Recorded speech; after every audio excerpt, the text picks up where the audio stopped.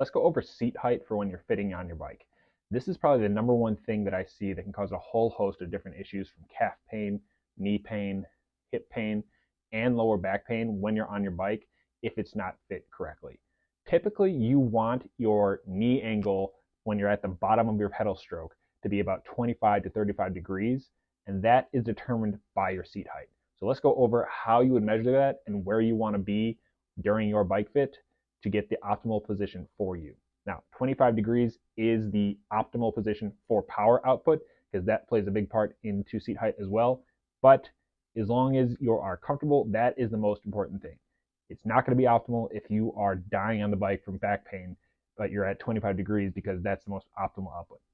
As you get stronger and better on the bike, you might want to go more aggressive, increase the seat height a little bit, but starting out, going closer to the 35 degrees might be a safer bet. Okay, so to measure Jenny's seat height correctly, I'm going to use this tool. This is called a goniometer.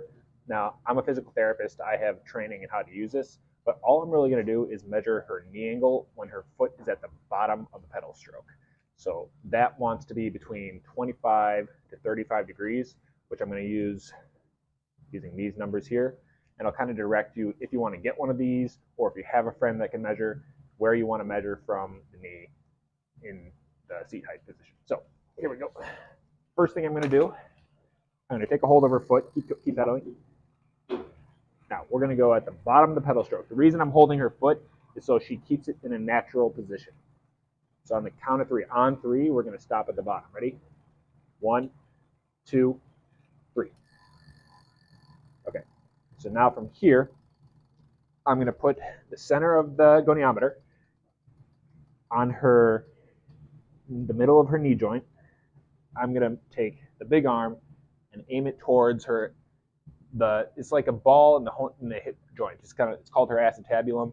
I'm going to look for that and aim this here. And then this arm, I'm going to aim towards her lateral malleolus, or the bony part on the outside of her ankle. From there, we're going to look at what that angle creates. Right now, we got about 25 degrees exactly. So she's at the bottom range of where she would want to be for her seat height. We wouldn't want to go any higher because that would make it less than 25 degrees and it would be too much strain on her knee. She'd probably start dropping her hips and have some low back pain if over a longer period of time. So we want to keep that at most, that height is the highest we want to go. If she was looking for some more comfort, we would lower it down to be closer to 35 degrees, less than optimal, but more comfort for her, which is better than the alternative. Also to note, you get about 1 degree of change in the knee angle for every millimeter that you change the height of the seat. So if I was going to lower her seat down to get it closer to 35, the max I would want to do is 10 millimeters lower, because that would be about 35 degrees. So I'd probably try to find somewhere in between there that's more comfortable for her.